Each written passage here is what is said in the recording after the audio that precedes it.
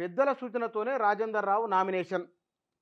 నేడో రేపో కరీంనగర్ అభ్యర్థిపై ప్రకటన. మంత్రి పొన్నం ప్రభాకర్. ఖమ్మంలో రఘురామరెడ్డి నామినేషన్.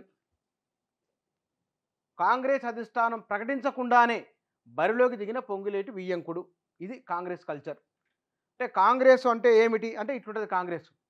కాంగ్రెస్ ఏం చేస్తుంది? ఇట్లాంటివి చేస్తుంది.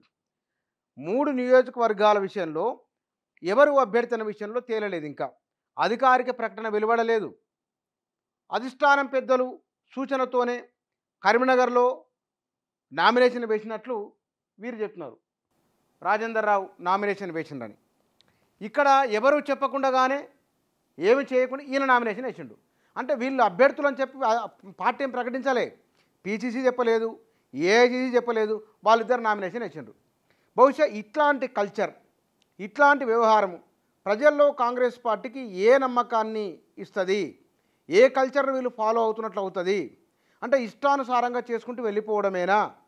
అంటే మీకు పార్టీ ఒక గైడ్లైన్స్ వ్యవహారం ఏమి ఉండదా?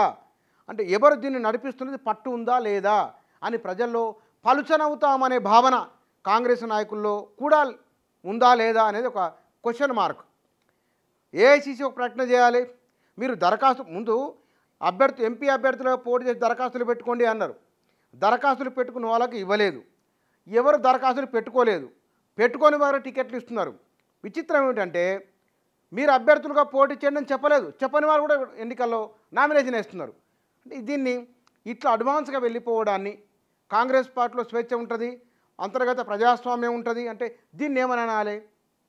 కాంగ్రెస్ మార్కు రాజకీయమని సరిపెట్టుకోవాలన్నా, ఎవరు చెప్పినా చెప్పకున్నా సరే ఎవరికి దోషింది వాళ్ళు చేస్తారు అని అనుకోవాలన్నా, ప్రజాస్వామ్యం అంతర్గత ప్రజాస్వామ్యం క్రమశిక్షణ ఈ రెండు అంతర్గత ప్రజాస్వామ్యం పేరుతోని క్రమశిక్షణ ఉల్లంఘించడం సరైందేనా?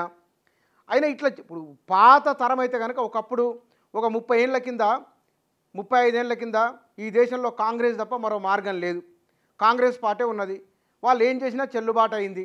కానీ వాళ్ళ తెర మీదకి చాలా పార్టీలు వచ్చినాయి, ప్రాంతీయ పార్టీలు వచ్చినాయి. మరో పక్షం బీజేపీ చాలా బలమైన పార్టీగా ఆవిర్భవించింది. ఇప్పటికి 2 సార్లు దేశాన్ని పరిపాలించింది. మూడోసారి తీసరీ బార్ మోదీ సర్కార్ అని అంటున్నారు. ఈ సందర్భంలో తెలంగాణలో ఎన్నో సీట్లు వస్తాయేమో, ఎంపీ సీట్లు అనుకుంటే కనుక అభ్యర్థి ప్రకటించకుండానే వాళ్ళు పోవడాన్ని ఎట్లా అర్థం చేసుకోవాలి? అంటే ఇది కాంగ్రెస్ పార్టీ మారిన తరాన్ని, మారిన ప్రజల ఆలోచనను ఎందుకు అర్థం చేసుకోవడం లేదు? తెలంగాణ రావడంలో ఇరుసులా పనిచేసిన అత్యంత కీలకమైన నాయకునిగా ఉన్న కేసీఆర్ని ఓడించినప్పుడు ఈ కాంగ్రెస్ నాయకులు ఎవరు పేరు చెప్పకుండా నామినేషన్లు వేసుకుంటే వీళ్ళ పట్ల ప్రజలు అనుకూలంగా ఉంటారా అనేది ప్రశ్న. మరి ఈ ఇద్దరి విషయంలో కాంగ్రెసు, రాష్ట్ర కాంగ్రెసు, జాతీయ కాంగ్రెసు ఎట్లా స్పందిస్తుందో, ఏ వైఖరి తీసుకుంటుందో చూడాలి.